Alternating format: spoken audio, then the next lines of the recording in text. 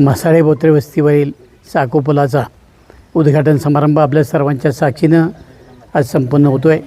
या कार्यक्रमाच्या निमित्तानं उपस्थित असलेले जिल्हा परिषदेचे माजी सभापती आणि विद्यमान जिल्हा परिषद सदस्य बुट्टीताई यांचे यजमान आदरणीय शरद बुट्टे पाटील, या ठिकाणी उपस्थित असलेले गावचे आजी माजी सरपंच, सर्व कार्यकर्ते, बंधू भगिनींनो, खरं म्हणजे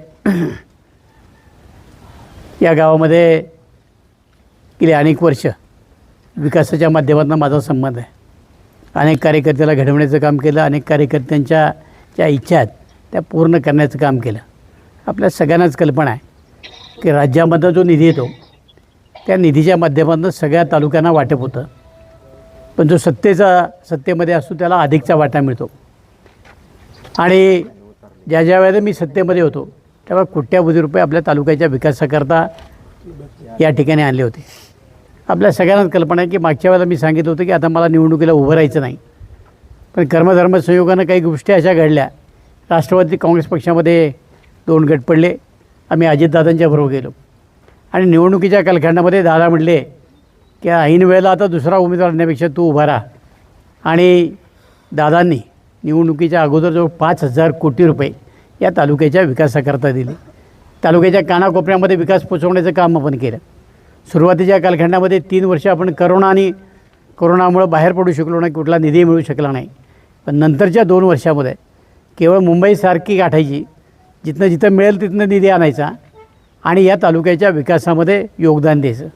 आजही साधारणतः सत्ता गेलेली आहे किंवा सत्तेपासून आम्ही बाजूर झालो किंवा या तालुक्याच्या नेतृत्वापासून बाजूला झालो 2 वर्ष व्हायला आली, पावणे 2 वर्ष व्हायला आली। या कालखंडामध्ये जी कामं आज तालुक्यात चालली ते अजितदादांनी मंजूर केलेलीच कामं आज चालू आहेत आणि त्याचीच उद्घाटनं चालू आहे।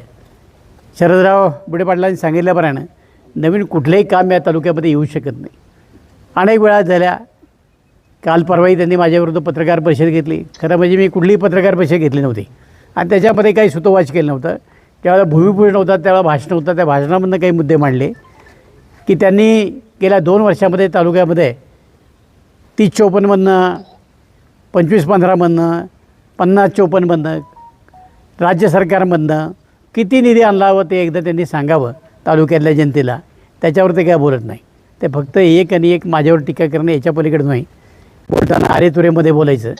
खरं म्हणजे आपल्या सगळ्यांना सांगितलं पाहिजे, ते ज्यावेळेला गावचे सरपंच होते त्यावेळी मी तालुक्याचा आमदार होतो आणि ते माझ्याकडं कामाकरता यायचं, कॉन्ट्रॅक्टर असं आहे म्हणून।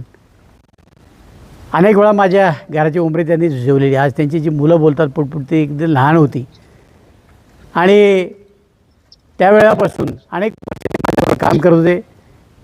नंतरच्या कालखंडामध्ये त्यांनी शिवसेना जॉईन केली।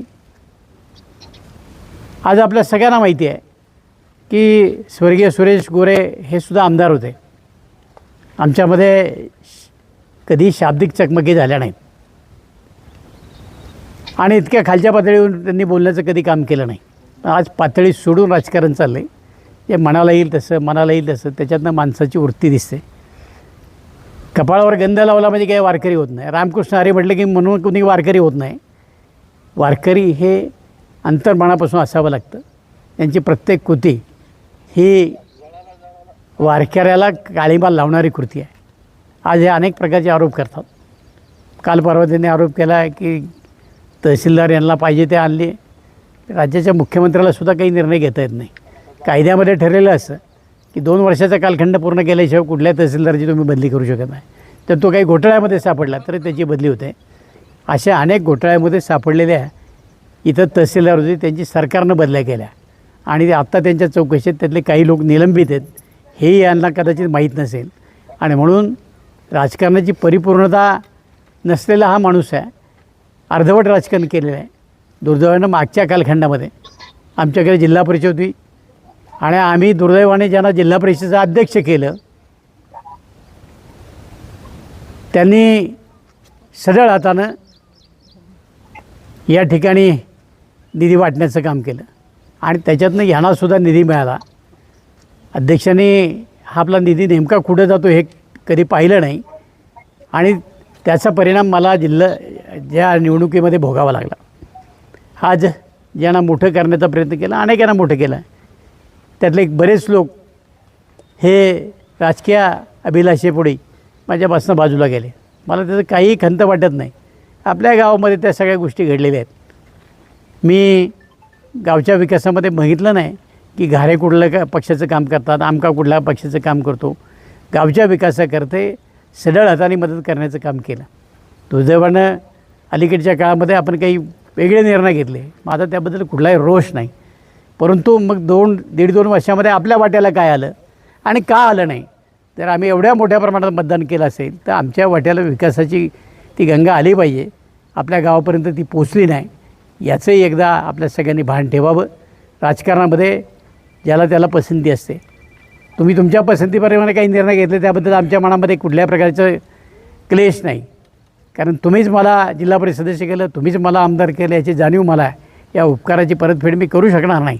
परंतु काही निर्णय घेत असताना ते गावच्या किती फायद्याचे आहेत, तालुक्याचे किती फायद्याचे ते विचार करा.